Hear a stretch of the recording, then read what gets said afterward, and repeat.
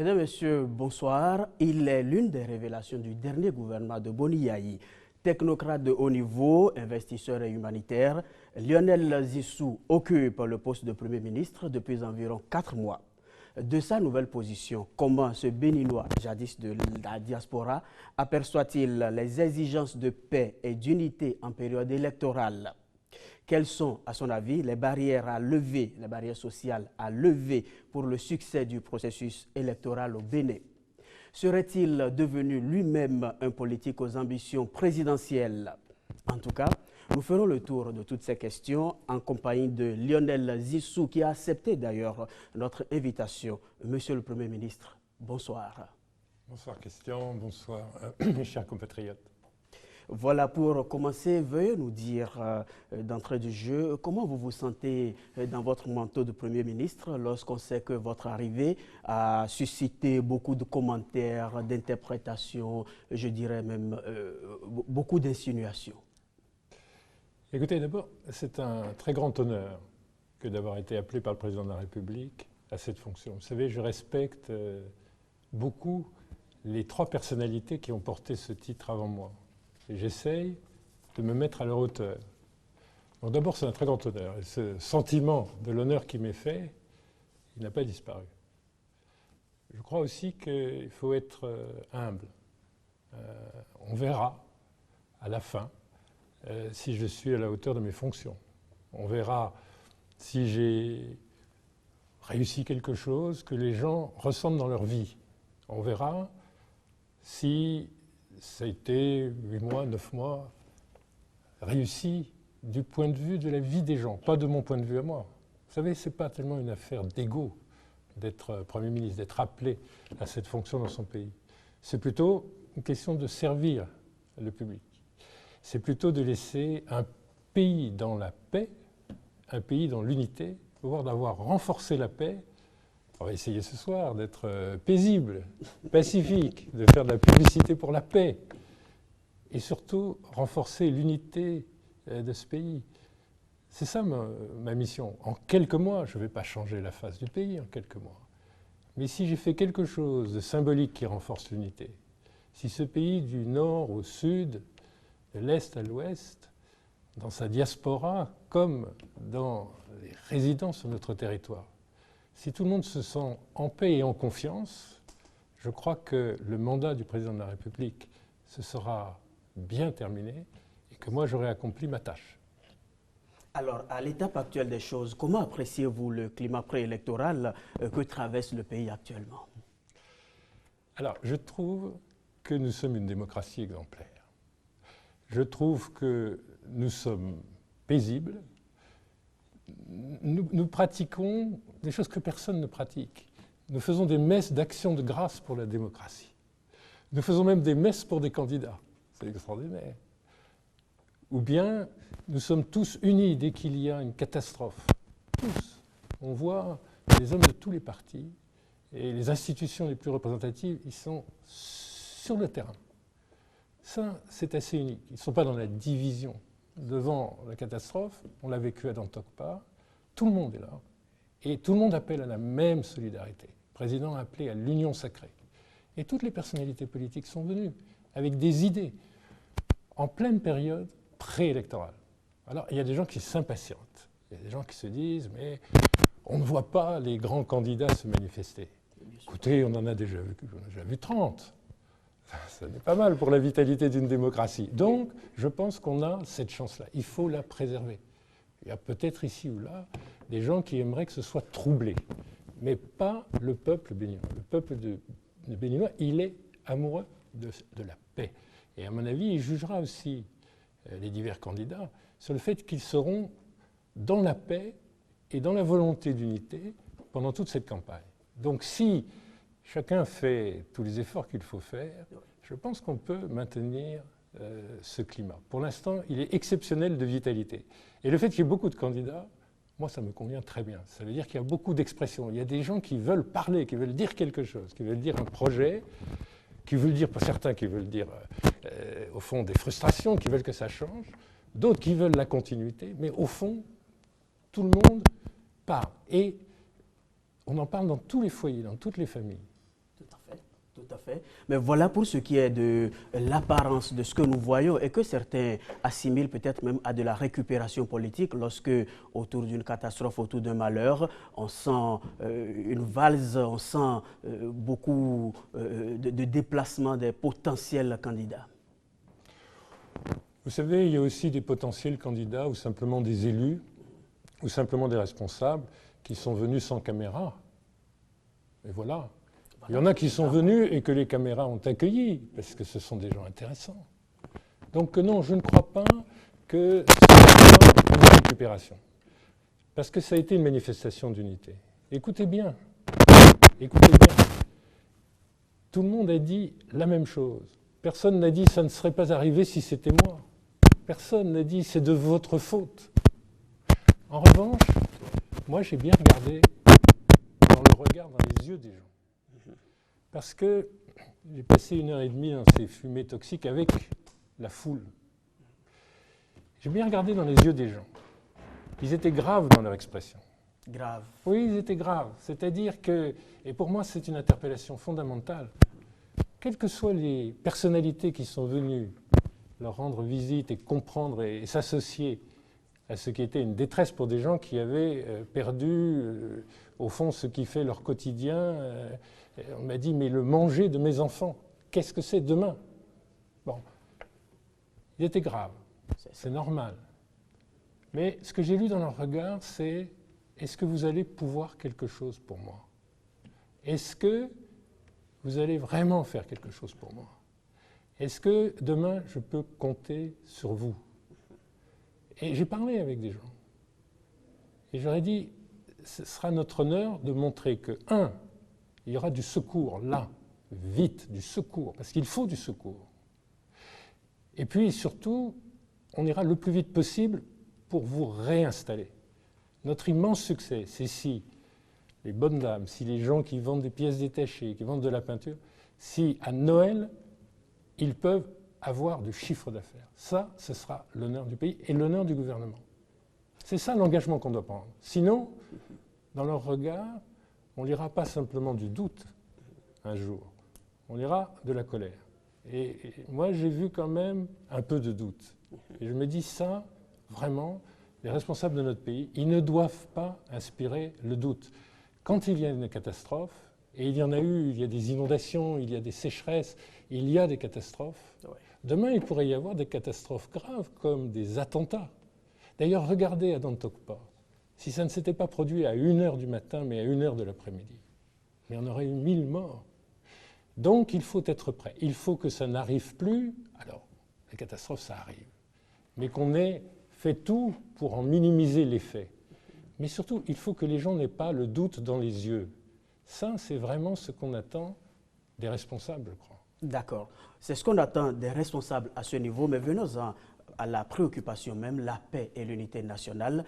Est-ce que vous avez l'impression que la gouvernance actuelle, à votre avis, est-elle à même de préserver cette paix et cette unité que nous recherchons lorsqu'on sent qu'il y a par-ci, par-là quelques mécontentements? Je n'en veux pour preuve que le mécontentement naît du dernier concours de recrutement des agents de l'État. Alors pour juger de la paix, parce que la paix c'est aussi la vie et la mort, c'est sérieux la paix, maintenir la paix. Regardez autour de nous et revenez avec votre regard sur le Bénin. Le Bénin est dans la paix. Au Bénin, il n'y a pas un prisonnier politique. Au Bénin, les libertés publiques sont là. Nous sommes en deuil. Nous sommes en deuil du général Kérékou.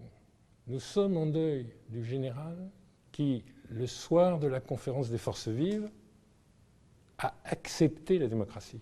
C'est un geste historique extraordinaire. C'est pour ça qu'il est entré dans l'histoire. Donc la paix, même après la Révolution, il y avait des troubles. Il y avait Segbana, il y avait des condamnés. Et puis un jour, l'histoire a basculé et on est revenu à la paix. Et cette paix, on la préserve depuis 25 ans. Alors évidemment, il y aura toujours des sujets de mécontentement. Depuis que je suis enfant, les concours dans notre pays ont toujours été un problème. Est-ce que les concours vraiment favorisent le mérite, l'élévation de ceux qui ont du mérite? Est-ce que les concours favorisent les régions? Cette question, je l'ai toujours entendue.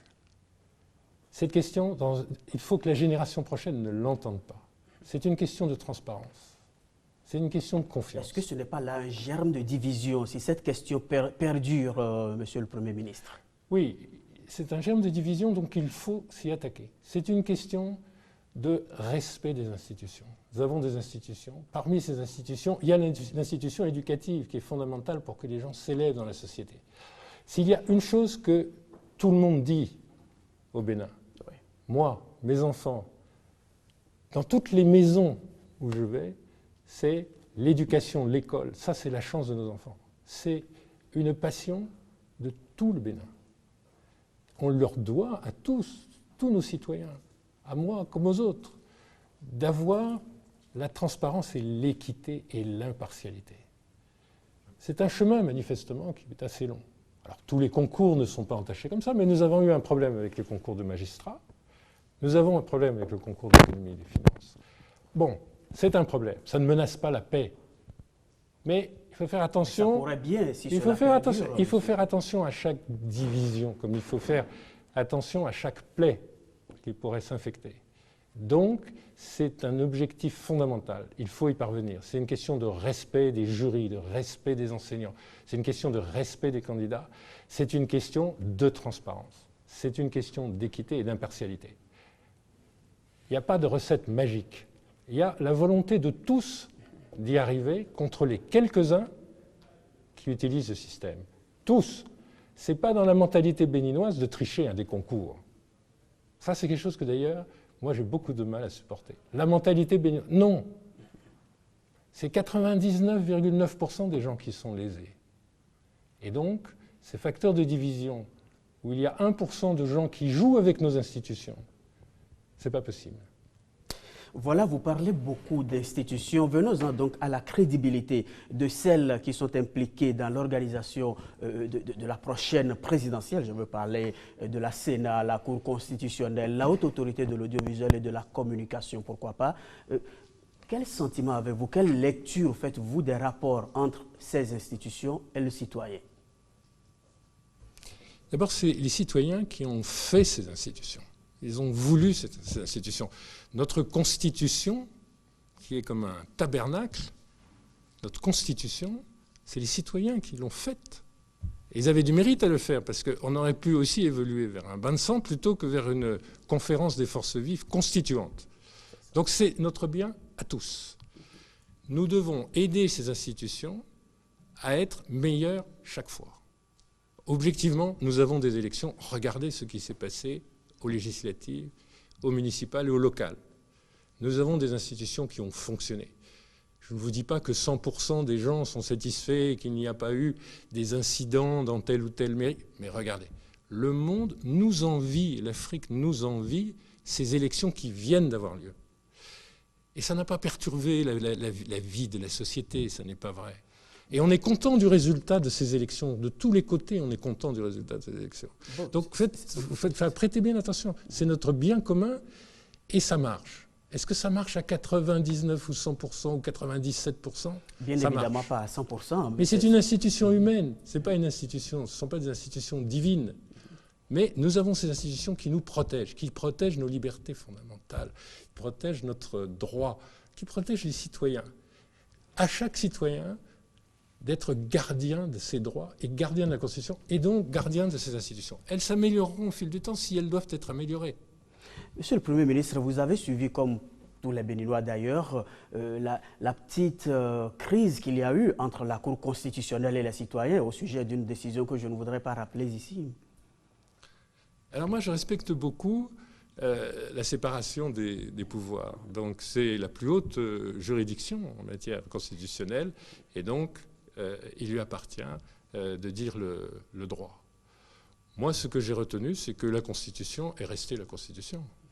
On ne révise pas la Constitution à la Cour constitutionnelle. Renforce véritablement la crédibilité de nos institutions aux yeux des citoyens? Moi, j'ai beaucoup de respect pour les magistrats et pour le président de la Cour constitutionnelle. Donc je ne ferai aucun procès d'intention. J'ai retenu que l'article 44 était l'article 44. Voilà, il est écrit très clairement qu'on ait fait des commentaires sur l'article 26. On a fait des commentaires sur l'article 26. Mais vous savez, les gardiens de la Constitution, à la fin des fins, c'est les peuples. C'est les peuples. Vous connaissez la campagne « Touche pas à ma Constitution ». Donc, cette Constitution, elle vit dans le cœur des citoyens. Et donc, je crois que les citoyens, au fond, ils ne verront pas d'ambiguïté dans la décision. Il se trouve que l'article 44 est l'article 44. Ce n'était qu'un exemple, puisque vous semblez très bien rassuré de la bonne ambiance entre les institutions et le peuple, surtout au vu du climat qui a prévalu lors des dernières élections. Mais en 2016, l'enjeu est bien plus grand, Monsieur le Premier ministre. Oui, il est grand parce qu'on est un peu dans la situation de 2006, c'est-à-dire il n'y a pas de candidat sortant. Mais au fond, ce n'est pas simplement un candidat sortant, parce que dans notre culture, notre chef, le président de la République, le chef du gouvernement, c'est aussi le père de la nation. C'est difficile pour une famille de se chercher un père. C'est difficile. Et donc, évidemment, c'est toujours un peu un vertige. Donc oui, c'est un grand changement. Et puis, ça engage toutes les années prochaines. Et il y a un élan qui a été donné. Il y a une énergie incroyable qui a été dépensée. Mais il reste des souffrances. Il reste des souffrances. Il reste des choses à changer. On a beaucoup de place pour changer les choses. Puis on a une jeunesse incroyable qui demande le changement, mais qui accomplit elle-même le changement. Donc, il y a au fond devant nous énormément de choses à faire, avec une population plus nombreuse qu'en 2006, plus jeune qu'en 2006. Et donc, l'enjeu est encore plus grand. Je suis tout à fait d'accord avec vous. Le mois d'avril va quand même être intéressant. Vous avez lâché une expression qu'il me plaît de saisir pour vous interroger sur la cohésion au sein du gouvernement. Il n'y a pas de candidat sortant. Cela semble ouvrir la voie à des ambitions multiples au sein même du gouvernement que vous dirigez, monsieur le ministre. Ça ne doit pas être facile à gérer. Est-ce que la cohésion gouvernementale n'en prend pas un coup? Mais la question que vous me la posez à moi, c'est très aimable. Vous pourriez la poser à tout gouvernement en période préélectorale. Il est assez raisonnable que des gens qui sont déjà hauts dans la hiérarchie des institutions aient envie d'aller, à raison de leur expérience, plus loin. Donc c'est normal. Alors là, il y a une règle républicaine dans le monde entier. Quand on est ministre, on est solidaire du gouvernement, et on travaille jusqu'au dernier jour. Jusqu'au dernier jour. Si on estime qu'on doit être candidat, qu'il faut se libérer parce qu'on ne pourra pas assumer sa tâche, on se libère du gouvernement. Mais si on est membre du gouvernement, on fera campagne.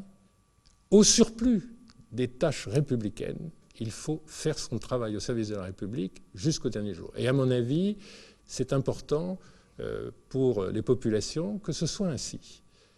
Et donc, la cohésion, la discipline dans le gouvernement, elle va de soi. Il est possible. Mais c'est très possible. Ne s'entrechoquent-elles pas au sein de l'équipe gouvernementale? Mais c'est très possible. Eh bien, peut-être qu'elles s'entrechoqueront. Elles ne doivent pas conduire à ce que l'action du gouvernement soit ralentie ou disloquée. C'est vraiment fondamental, ça.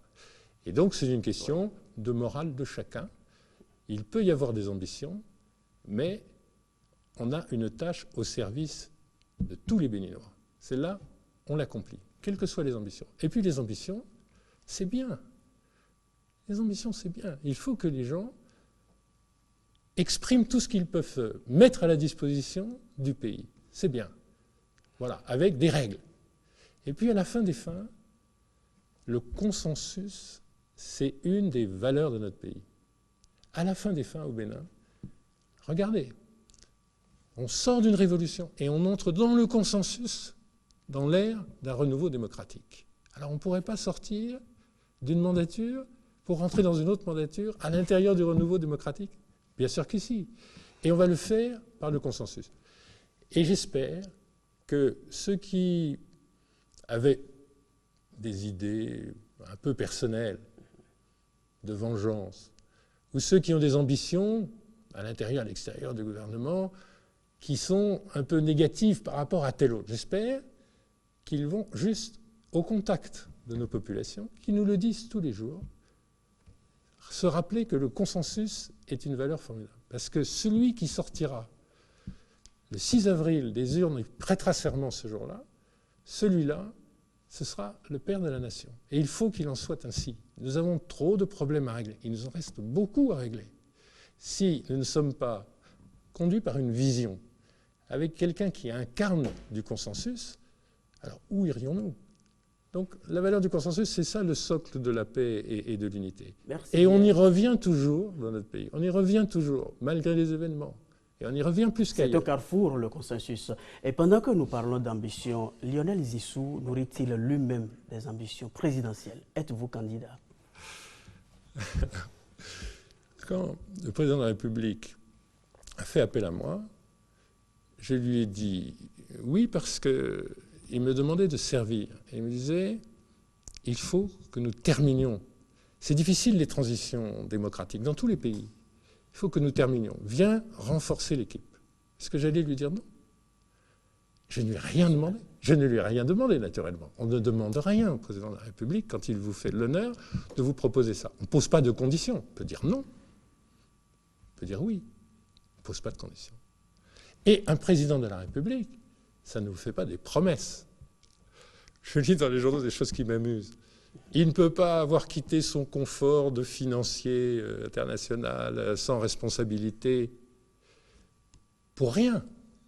On a dû lui promettre quelque chose de beaucoup mieux que Premier ministre. D'abord, moi je trouve que Premier ministre c'est très bien, franchement. Je pense qu'on m'a fait un grand honneur. Ensuite, évidemment qu'on ne m'a rien promis.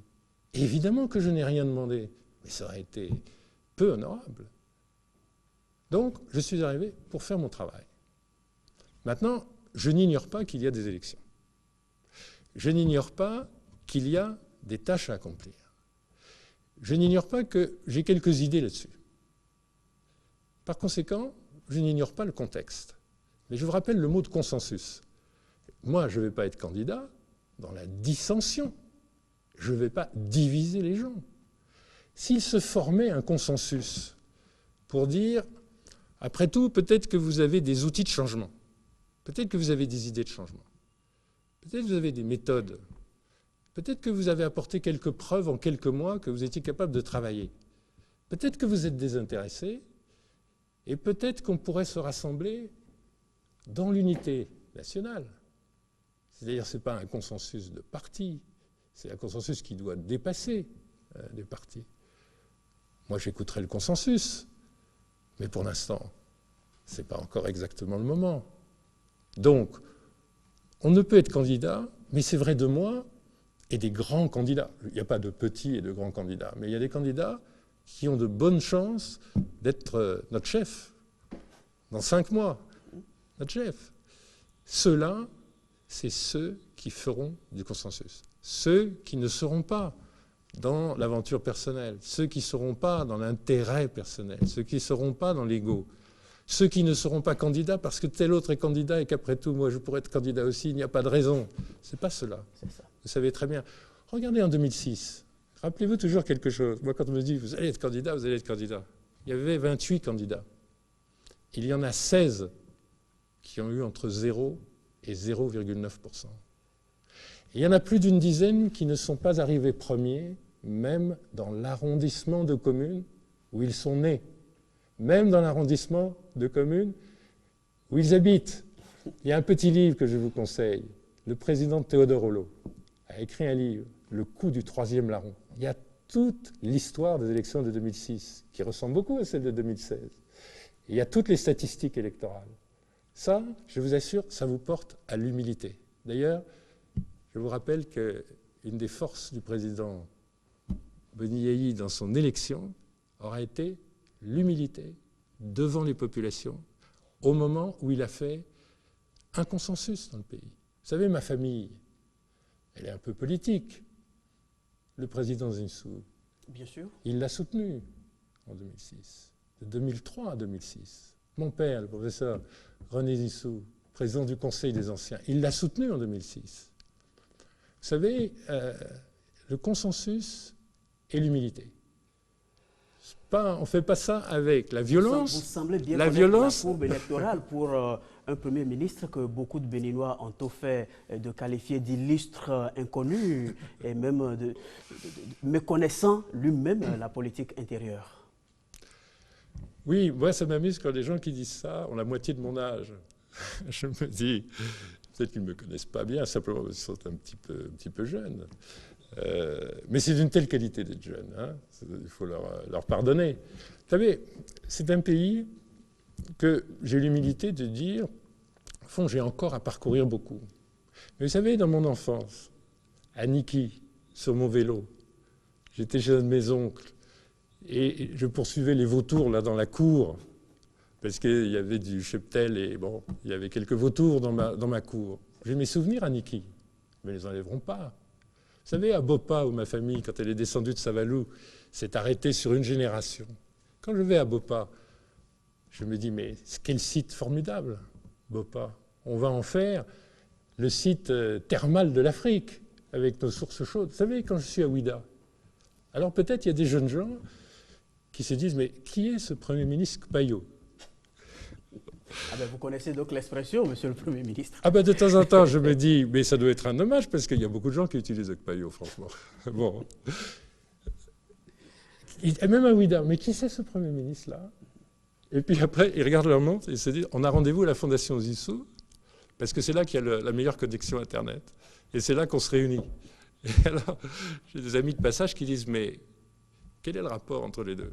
Oh ben il ne doit y avoir aucun rapport. Ah ben si, quand même. C'est quand même ma famille qui a fait ça. J'ai quand même fait ça avec mes filles. Donc si vous voulez, oui. Du nord au sud, j'ai mes souvenirs. Vous savez, on est de son pays parce qu'on est de son enfance.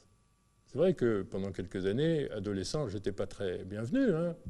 Mon père était condamné à mort. Enfin, j'ai vécu quelques expériences dans mon pays. Puis on est aussi dans le pays où on agit. Vous savez, moi, j'ai créé une petite entreprise au Bénin.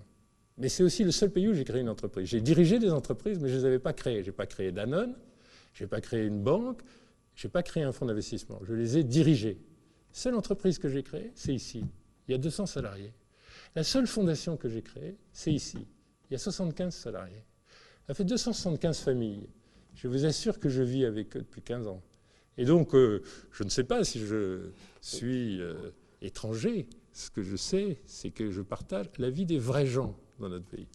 Monsieur le Premier ministre, vous avez profité de ce plateau pour parler brièvement de vous-même. Venons au sujet qui nous intéresse. Nous parlons de stabilité sociale, mais vous savez qu'on ne peut l'obtenir sans un minimum de bien-être économique. Quel regard portez-vous aujourd'hui sur la situation économique? Pensez-vous qu'elle est véritablement propice à l'épanouissement des Béninois? Écoutez, je sais que si nous ne faisions pas 5% de croissance, si notre port n'avait pas doublé de taille en 6 ans, si on n'était pas partout avec des chantiers, on irait plus mal. Mais je sais aussi 2 choses. Ça ne donne pas le secret et la recette pour réduire l'extrême pauvreté. Il faut s'en occuper autrement. Et deuxième chose, ça ne donne pas l'emploi à tous nos jeunes diplômés. Donc, la croissance, ça n'est pas la solution à tout.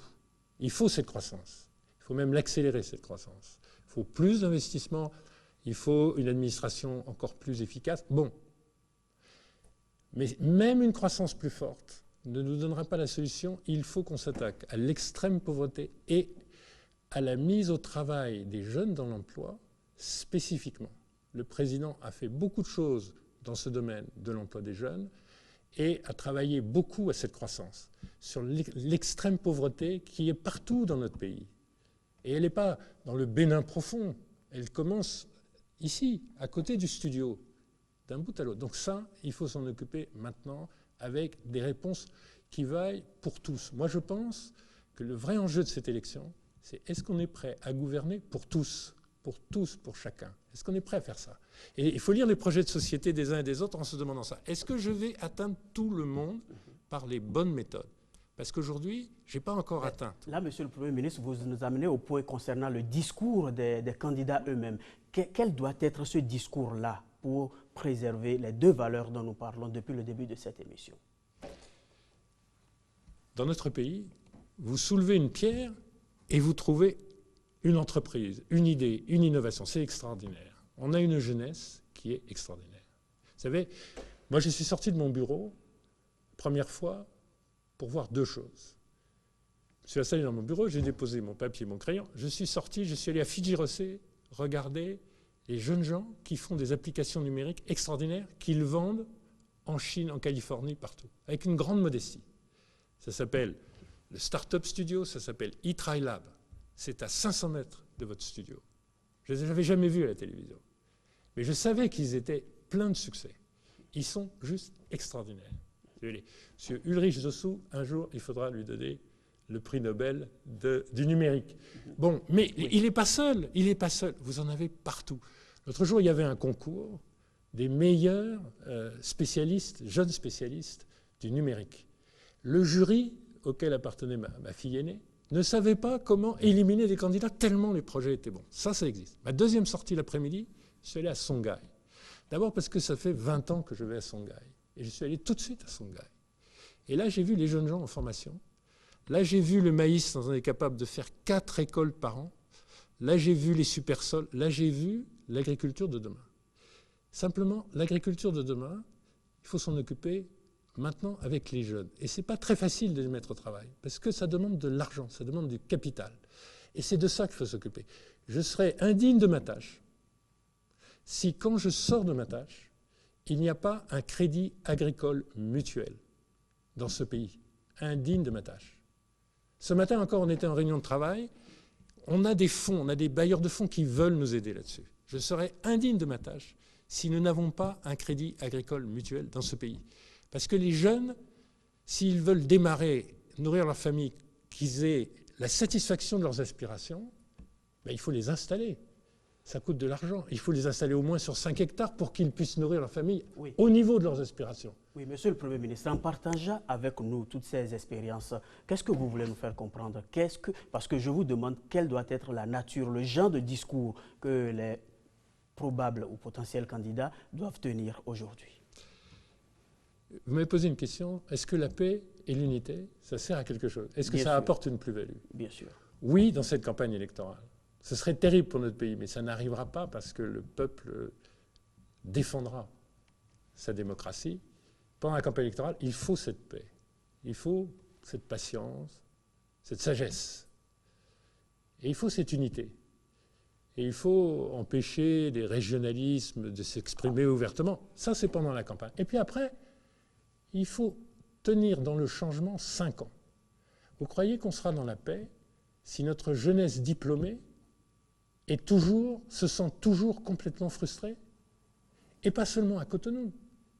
L'autre jour, j'étais dans le village d'où vient mon grand-père, à Koutago, sur la route de Banté, dans la commune de Savalou.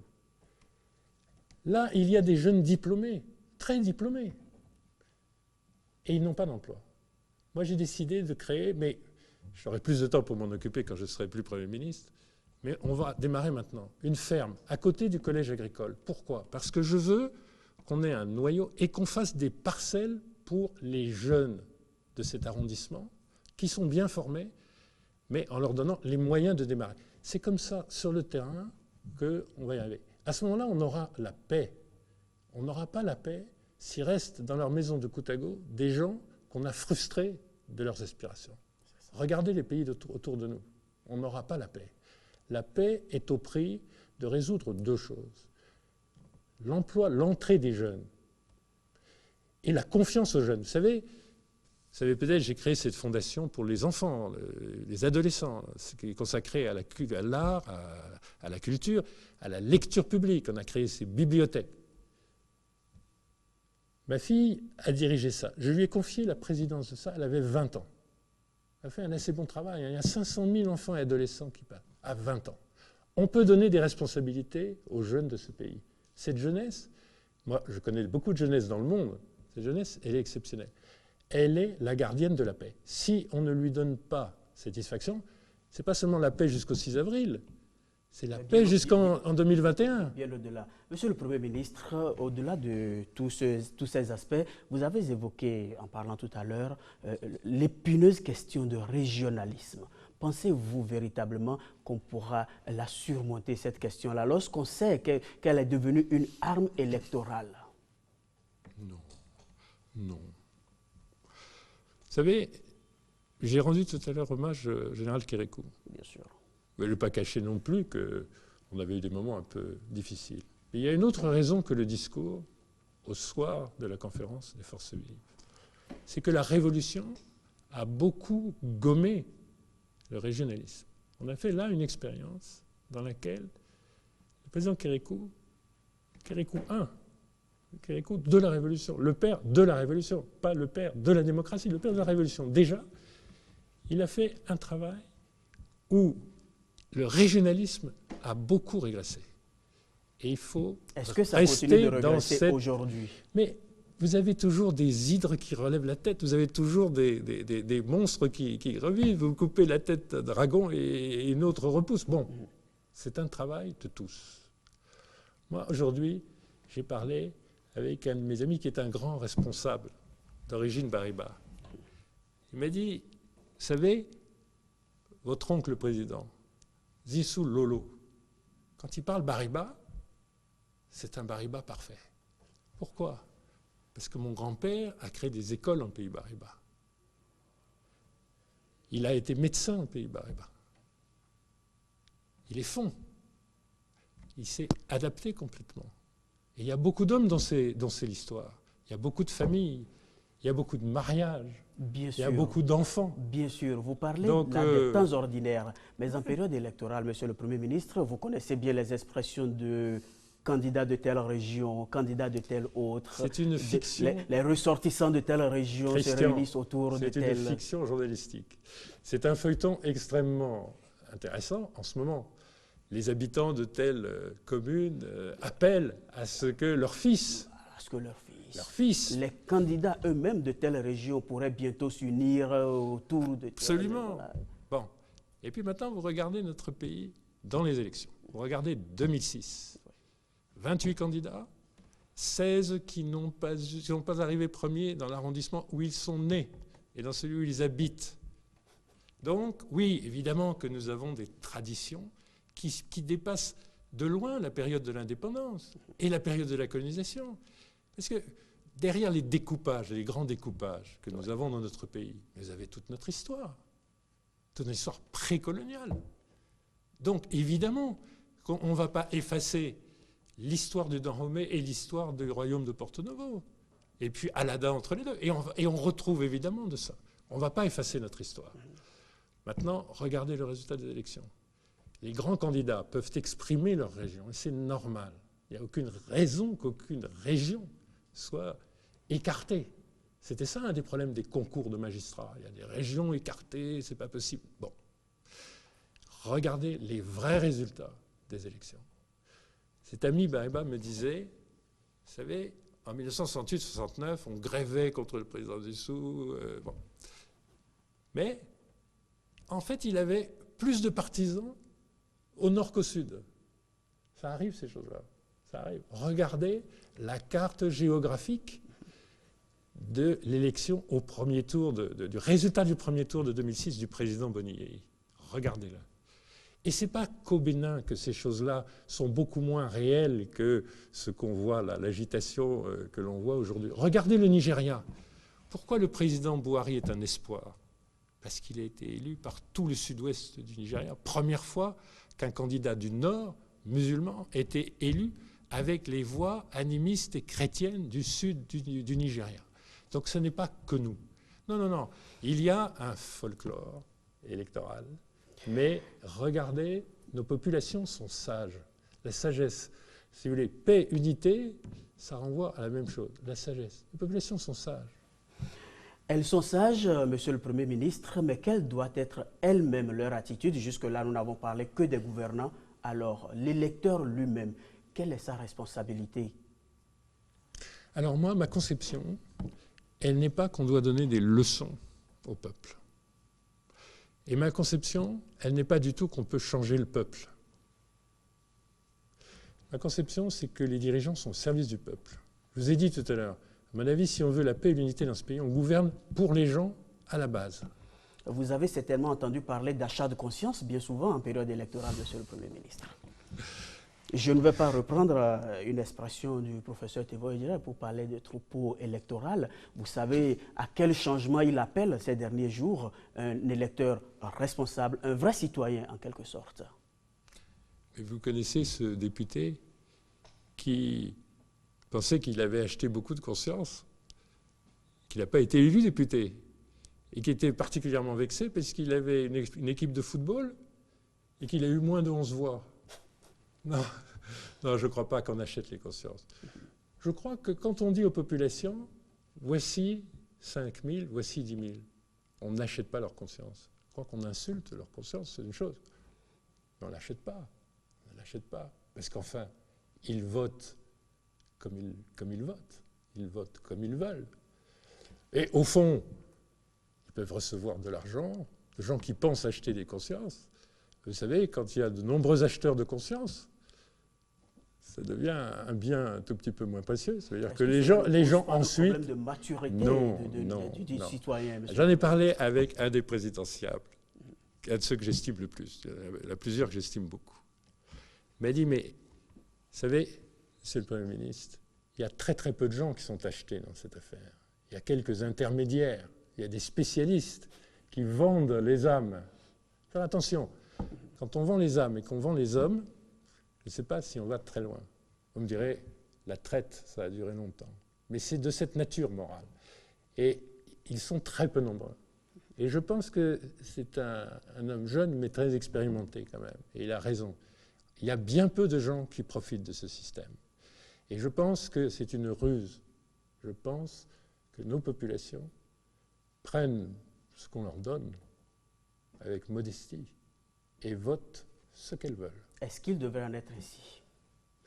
Écoutez, c'est un délit de faire ça. Bon, on ne va pas arrêter les présidentiables qui font ça. Qu'est-ce que je vous dis? Il y a un sens du pardon dans ce peuple. Alors, il y a ceux qui vous donnent des t-shirts, ça c'est sympathique. Ceux qui vous donnent de l'argent, à mon avis, c'est plus vil.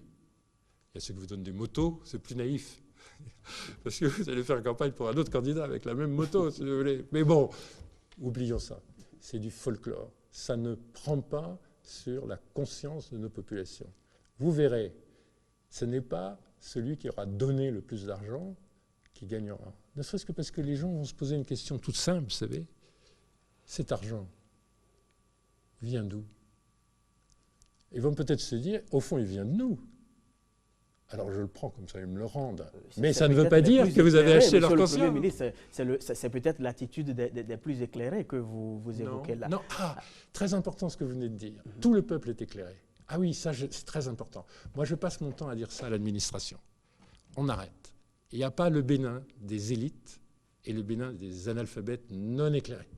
Ça n'existe pas. Mais qu'est-ce qui vous fait dire ça? Ah, mais écoutez, moi je connais suffisamment le pays, j'ai parlé avec suffisamment de gens pour vous dire, on est toujours alphabétisé dans une culture. Le fait qu'on ne parle pas français, moi j'ai fait l'école en France, on parle le français comme je parle le français. On est toujours alphabétisé dans une culture. On connaît toujours les proverbes et la sagesse. Et puis de nos jours, tout le monde a un portable.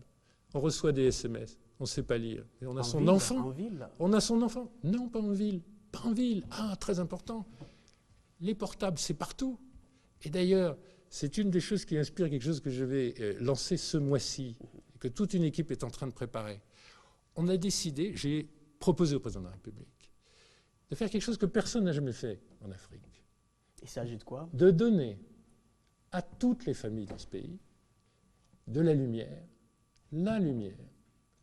une lampe solaire, parce qu'on a la chance que le prix des lampes solaires est devenu acceptable, et que c'est décentralisé, même si on n'est pas rattaché au réseau, même quand il y a délestage.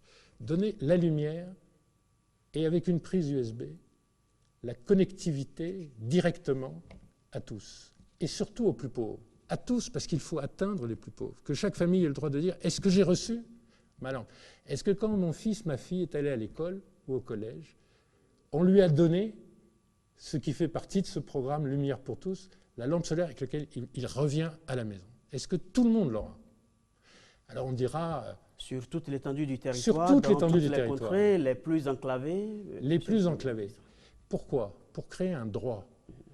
Vous avez un droit à la lumière. C'est quand même la moindre des choses. Parce que si nous attendons que jusqu'au plus profond de la plus profonde forêt du pays, on est relié par le réseau, mais on va attendre une génération. Or, le problème, il commence lundi prochain. Est-ce que j'ai une amélioration dans ma vie? Alors, il y aura un effet d'aubaine. J'ai une petite fille et un petit-fils qui sont à l'école. Ils vont recevoir une lampe. Est-ce qu'ils ont besoin d'une lampe? Mais je ne veux pas trier parmi les Béninois. Dire, vous êtes pauvre, je vous la donne, vous n'êtes pas pauvre, on ne va pas trier. On va la donner à tous. Pourquoi? Parce que personne ne l'a jamais fait. Et si nous qui représentons 1% de l'Afrique en population, nous pouvons le faire. C'est un budget de 60 millions d'euros, de quelque chose comme 40 milliards de francs CFA. Si nous, on peut le faire, multiplié par 100, toute l'Afrique peut le faire. Aujourd'hui, vous avez 70% de l'Afrique qui est dans l'obscurité. C'est indigne. Vous ne pouvez pas lire, vous ne pouvez pas faire vos devoirs. Il y a une dame, je suis allé à Paou, installer des lampadaires, voir l'installation de lampadaires solaires. Et une vieille dame qui m'a dit, tu sais, depuis qu'il y a les lampadaires, là, les femmes, après la journée, les travaux, les enfants, la cuisine, les femmes, elles peuvent maintenant se réunir. Mais oui, ils ont gagné 2-3 heures de vie. Nos enfants ont des meilleures notes parce qu'ils se mettent sous le lampadaire. Non, bien évidemment, les morsures de serpent, serpent, Christian, ici, monsieur le Premier ministre. Les morsures de serpent, non, mais c'est ça la paix dans les pays. Les morsures de serpent, on n'en a plus peur parce qu'il y a de la lumière. Et puis, les gens qui vont me dérober, combien elle devait avoir sur elle, cette dame? 500 francs CFA? Je n'ai plus peur des délinquants, la sécurité. Mais elle m'a dit, tu vois, il faut mettre là maintenant la lumière dans ma maison. Dans ma maison. Et je me suis dit, mais c'est évident. Et comment on va atteindre cette dame? À une seule condition. C'est tous les Béninois. Personne n'a jamais fait ça. On va essayer de le faire. Et on va en plus le faire avec le budget national. Et j'ai fait un peu le tour du monde, là. Les États-Unis, le Japon, la France, la Belgique. Tous nos partenaires techniques et financiers disent, vous foncez, on vous refinance. Vous avez notre soutien, n'est-ce pas, monsieur le Premier ministre? Et on vous refinancera. Et on vous refinancera. Le président de la République va aller à la COP21 en disant, nous avons pris comme pays, avec fierté, un engagement. Plus personne dans l'obscurité. Ah, ça ne veut pas dire que vous pouvez brancher un climatiseur ou un moulin à maïs. Ça, pour y arriver, et on va y arriver, on va y arriver, il faut, peut-être avec du microcrédit, envisager quelque chose de plus cher, parce que c'est beaucoup plus de puissance. Mais on va y arriver. Mais déjà la lumière, et Monsieur déjà le la Premier ministre, connectivité. nous tendons vers la fin de cette émission. Vos propositions pour boucler cet entretien, vos propositions pour d'abord la tenue d'élections transparentes, pacifiques, tout ce qu'on dit autour, et bien sûr pour un lendemain électoral meilleur. Alors sur la campagne et sur la vie des partis, j'en parle avec des amis de l'opposition et des amis de la mouvance. Je pense qu'il faut, dans le programme des candidats, et si on peut le faire même dans la session ordinaire, prendre une initiative de financement des partis politiques qui renforce ces partis et qui coupe le lien avec l'argent. L'argent, c'est cynique. Vous savez, quand quelqu'un dit « je vais mettre sur la table 5 milliards », c'est qu'il pense qu'il va se rembourser de 15 milliards. L'argent, c'est cynique. Nos populations ne veulent pas que l'argent fasse les chefs. Mais où est-ce que vous avez vu dans notre tradition, du nord au sud de notre pays, où est-ce qu'on a vu qu'on faisait les chefs par l'argent? Mais ça vient d'où, ça? C'est une dérive. Et je crois, il faut consulter les forces politiques, mais je crois, il faut évidemment le mettre dans les programmes, ça. Comme il faut mettre tous les progrès du droit des gens. Vous savez, contre la corruption, les seuls remparts, ça va être les gens eux-mêmes. Il faut que le droit prévale. Pas l'argent en roi. Le droit. Bon, eh bien, je pense qu'on peut arriver, avant même la tenue de la campagne, à avoir fait l'architecture d'un financement de la vie politique qui donne la paix et l'unité pour 5 ans. Merci bien, Monsieur le Premier ministre. C'était Lionel Zissou, Premier ministre de la République du Bénin. Il partageait avec nous sa conception de ce que doit être une période électorale apaisée, en tout cas telle que souhaitée par bon nombre de Béninois. Merci de votre aimable attention.